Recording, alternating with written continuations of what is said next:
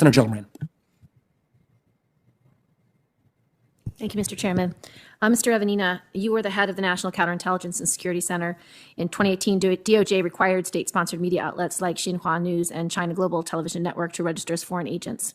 Yet, when Americans visit those websites, when Americans read or listen to watch those stories, there isn't even the most basic labeling information for the consumer that are visiting a foreign agent-registered news site.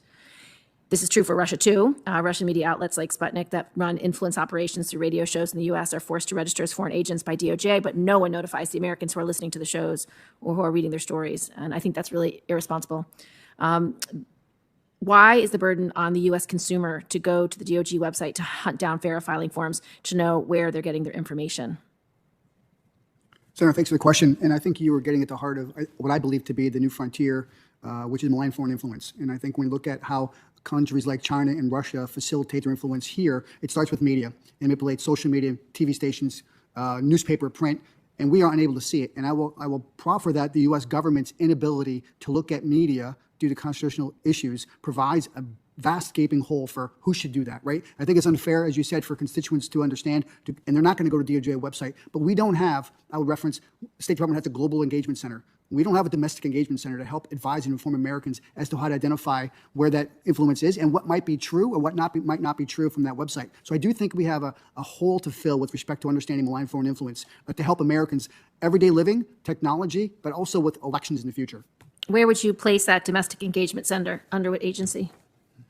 Well, I would have to think more on that, Senator, but off the top of my head, I would say it would have to be partly in the intelligence community where it can garner the most real-time actionable intelligence from our collection. At the same time, it has to have a vehicle that could produce that intelligence unclassified to the consumers around America. Right, because shouldn't this basic foreign agent information be affirmatively provided to American consumers so they can make informed decisions about where the foreign state-sponsored news is actually coming from?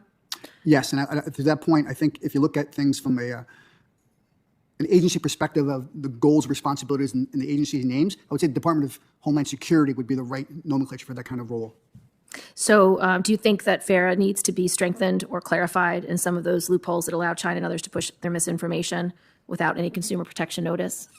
Yes, I do think that any of these issues, whether it be FARA or FIRMA or CFIUS, should be looked at every year because the technology moves and how we see our adversaries change their tactics based upon legislation we employ or policies. We have to update that on a year-by-year basis to understand how China or Russia or Iran has revectored their influence so we can act accordingly. I think that also should apply in some respects to our platforms, our social media platforms, because especially in a current example like the debate about vaccinations, a lot of Chinese and Russians are actively trying to mislead Americans. And I think there has to be some responsibility to the purveyors of this information to have a way to know if they are foreign agents. Do you agree?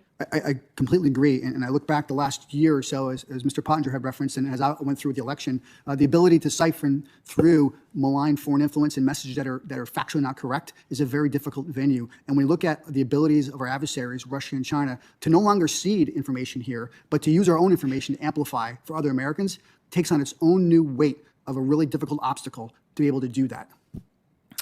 Ms. Puglisi, obviously foreign adversaries have tried to influence our country for a very long time. This is nothing new. Russia has attempted to steal our technology through investments, through exchange students, through cyber operations, attempted to recruit, tried to intimidate, stifle dissent, unflattering narratives, as does China. So obviously this is problematic and serious, but the question is what aspects of this threat are new? And is it simply a question of scale and breadth of China's operations and theft of trade secrets that differentiate it? And how should these distinctions shape our strategy and counter their efforts? Thank you, Senator, for that question. I would say the aspects that are new is that it's more and more in the civilian space. And I think if you raise the issue of the Soviet Union, we look back on that, it was very heavily military focused. And some of my earlier comments about how our traditional structure of CI is focused on intelligence officers, on things that were completely illegal, things that have a direct military application. And the way China targets our technologies and the way it leverages its own diaspora, I think is something that's very new.